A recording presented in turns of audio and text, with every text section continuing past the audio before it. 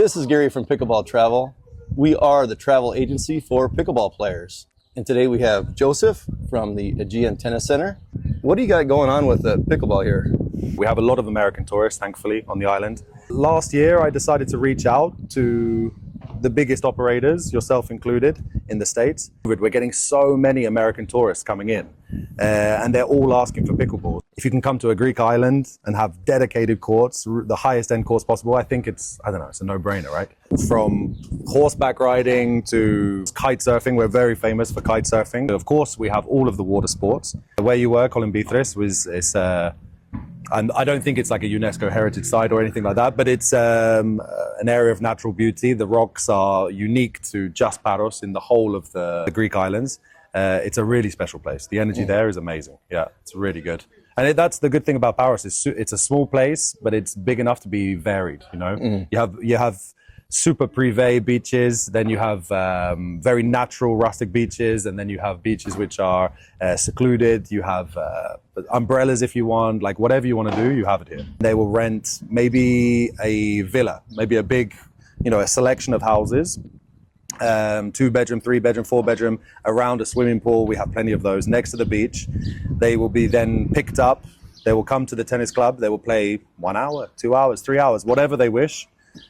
All together, and then after that, maybe then they would go and do a tour like you did today, go on a boat tour, travel to the other islands, come back, have a beautiful dinner in the harbor, which we also did.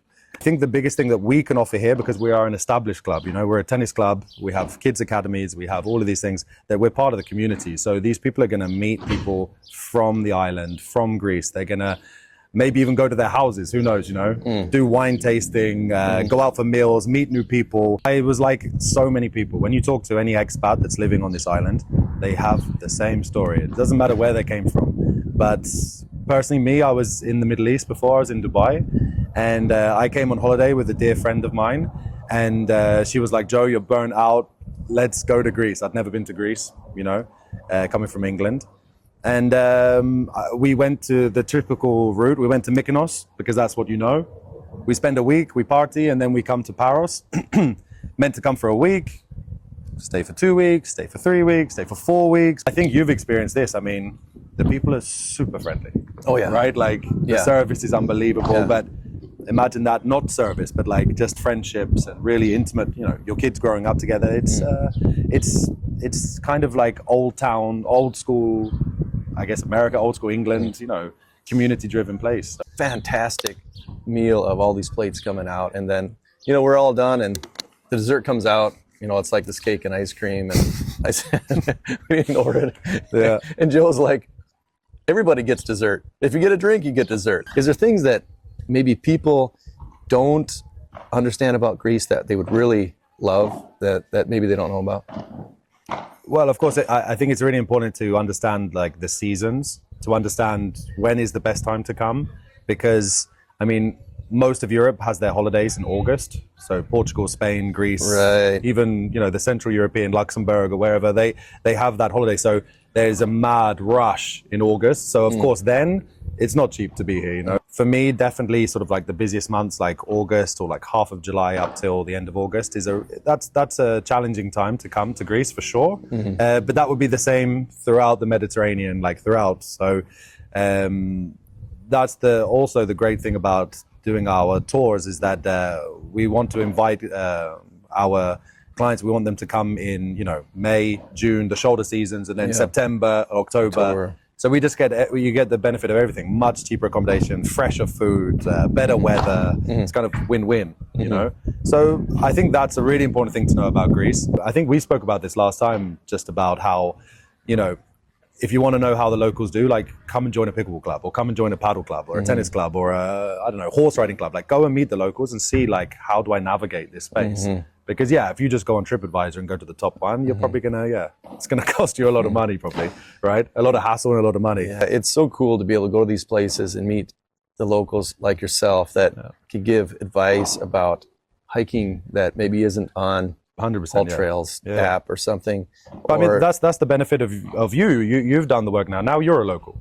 you know the inside track, you know? So some things, yeah, you know some things, or at least you can call me quickly and you can get like, Joe, I'm having a struggle with this. Don't worry, we've got a rental car for you. Like, it's okay, don't worry. Like, that's the benefit of going with a company like yourself. If I was going to travel halfway across the world, I really want to go to Morocco at some point. I probably wouldn't just chuck on my backpack and go. I would try and call a tour operator and, you know, see the sites and stuff like that, especially if like you think that security is an issue or something like that. I think you've been here, you've seen that there's no security issues at all. It's so safe. Yeah. That's what just kills me about here, Athens, all over Greece. People don't even think about their safety at night. You know, it could be 2 in the morning, 3 in the morning, you know, down any random street. It is so much different. I think I actually read that it was 1/6 of the crime rate of the states. Athens or I don't remember if it was Athens or if it was Greece in general. Oh, really? But it was either violent crime or homicide. Anyway, it was much lower, like a 1/6. You know, that's and nuts. And that's I didn't know that different. at all. Yeah. I mean, lower populations really help, right? Well, also it's too hot. What are you gonna do? Have a beer and relax. You don't want to mess with anybody when it's that hot. One thing about the heat is it really, even though it was 77 degrees, I mean, it was plenty hot out on our excursion out on the water. But what's so nice about Greece is they got water everywhere, right? Yeah. You have water, as you said, in the pools, so many places, but then you can just jump in the water in the beach or off a boat. I mean, you could always cool off. They went from Athens in history, you know, they went from Athens, which is, you know, a city, it's much hotter, it's continental. So then they would come over to the islands and you have this breeze, you have a cool breeze, even if it's 35, it's in Celsius. If it's 100, 101, 110, who knows? You come to the islands, it's always going to be, I don't know, 75 to 95, you know, it's always going to be. Even in a heat wave, we are much better. And inversely in the winter as well, the water heats us up, you know, so we never go into the super cold weather like they have. In Athens, it snows. So there's going to be an airport at some point here too, right? At some point is the correct phrase, yes. I think that will do is bring all sorts of carriers to straight from here from, let's say, London, Vienna, Paris, which is going to be really great for, obviously, your clients, our clients now, coming from the States. You know, they can go straight from wherever, Miami, New York, straight into, you know, Dusseldorf or wherever you're going to stop in, and then come straight in. I think that's awesome. Because as you know, at the moment we come into Athens and then we have to take a boat or we have to take a small prop plane to come over, which is 20 minutes, 30 minutes, but when the boat was 3 hours, it's not, but just to get here straight away, I don't know, it's something different. We took over, me and my business partner, Petros, who's a local guy, we took over January of 2024. Petros and now his brother, they are here with us. And so, yeah, and I see myself as more sort of like looking for future businesses and looking for ways that we can develop and be like a sports tourism destination, you know, not just pickleball, but connecting the yoga studios and the gyms and the spas and the hotels and like the boat cruise that you went on today and the restaurants and really, yeah, giving people like an experience of the island. And if you can offer cultural tours, if you can offer community-driven tours, you're going to attract the right person for your place. You know, they're probably more centered, happy people because they play sport. So awesome. All right, let's get into town, yeah? Let's do it. Let's get some food. You remember we went on to that bar? Yeah. And we were looking over. So this is just the other side of that. Oh, yeah, the other side of the little harbor here. Exactly, yeah. Amazing. And so now, of course, they've made all of these nice restaurants. Greece in general is that no one owns the beach. Right. It's public land. So even though these businesses, they're all here, they have to leave a walkway for us. You know, because this is technically a public space. It's no one's. I think it was the Venetians that actually founded Naousa, where we are right now, 1200 and something, 13th century, 14th century, I think. Let's get you lost this way. Yeah. And and so after that, they had the wars with the Turks. The Turkish came and they invaded. And I believe it was the Turkish that were the pirates, actually. So Captain Barbarossa, that restaurant that's called Barbarossa, it's named after him. And they came and basically ransacked Naousa constantly. And that's why we have these like meandering roads, which all look the same. They're all white. They all look the same. So basically, the pirates would get lost, and the locals could throw stuff on them, or keep them trapped in one space instead of getting to the church maybe and stealing the gold or stuff like that, I guess. And they could throw stuff down on them too from up here. on the top. Yeah. Hot oil or whatever they're doing. But I think you had to be back then like pretty hardcore to be living it down by the sea, if you knew that there were pirates about. Is that during the Ottoman Empire? Yeah, so that would have been Ottoman if it was Turkish, yeah. And I think then the Ottomans took over from the Venetians. And then after that, that's when the Russians came after the Ottomans, and they had the Russo-Ottoman wars. And that's like, where you were in Columbithis, they have, it's called Monastiri, means monastery. They have there like a Russian cartography museum inside one of the churches. And that was where all the Russians were actually they're buried. There's dead people buried, all the soldiers buried in the water there. I think the graveyard is like now the beach. Imagine the number of people that have traversed in this land. Yeah, of course. And still it's happening, right? You can see. But this is obviously where we came for dinner, and where your clients, I think, should enjoy a nice night. How you doing? You can see a lot more folk. That's epic. And this is Barbarossa, which is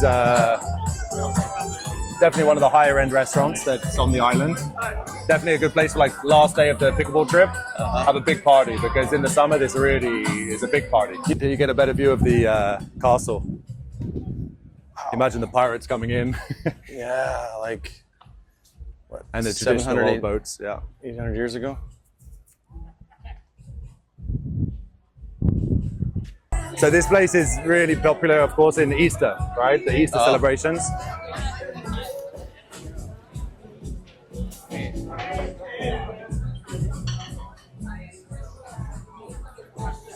You can see the fish. You can take a picture. They won't mind. It's okay.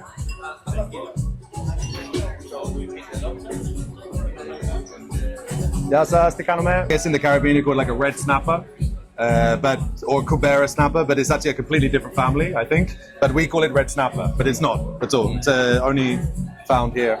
Wow. These are all groupers. Probably from Alaska, this one. Yeah, those are some big old. Yeah, big old. But that's a big fish.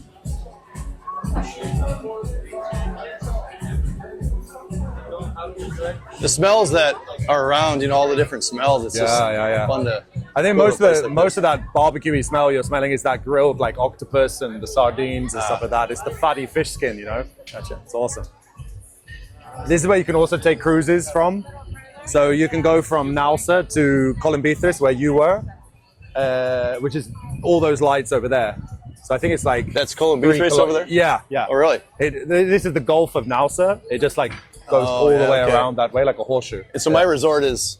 You're like in the horseshoe. You're in like the U of the horseshoe. Cycladic actually comes from the Greek word kyklos, which means circle.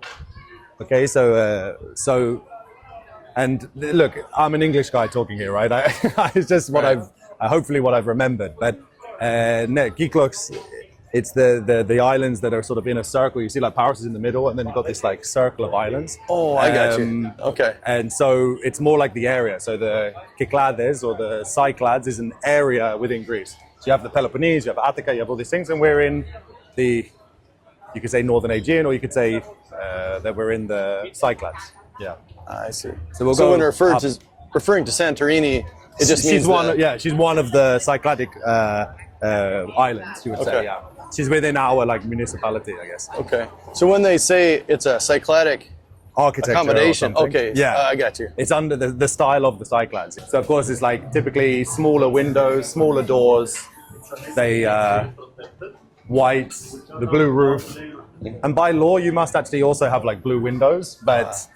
You see there's green here, there's different. If no one complains, it's okay. I think also here, like red might be okay as well. I think red is okay. Does that have to do with the flag too? The fact that they're blue and white colors on the flag? Your guess is really as good as mine with that one, yeah. Makes sense though. And actually the Buchenwälder. The Buchenwälder is traditionally the only pergola you're allowed. So it's not allowed to have a roof, but you're allowed to have like this creeping Buchenwälder. I appreciate the fact that How are you, buddy? Bro. I'm good. this guy knows everybody in town. We're good. We're good. This is Andres. Andres Capris. Andres, Hello, my friend. nice to meet you. He's the owner of this He's restaurant. giving me a grand tour of the place. So Okay. travel business. It's your first time on the island? Yes, All yes, right. yes. We're going to be organizing pickleball tours. Okay. So we're showing Naousa and the restaurants and everything like that. Nice. Yeah. It's it's a trend. Okay. But Andres has amazing food. This is the bar you went through the other day. Este yours.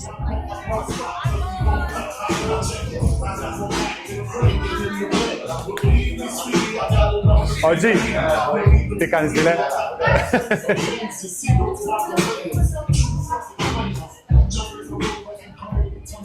And now you see here on the other side of where we were at right. Barbarossa. That's Barbarossa right there. I can tell. I'll show you the entrance to the castle as well, this way. Let's go this way.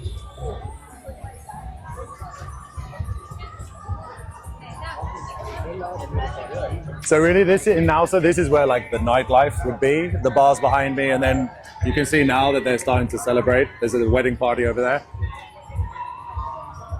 Wow. Yeah.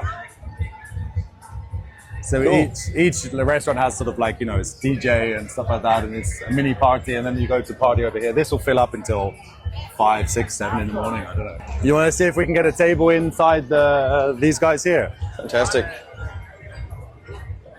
I cannot promise now because it's very busy.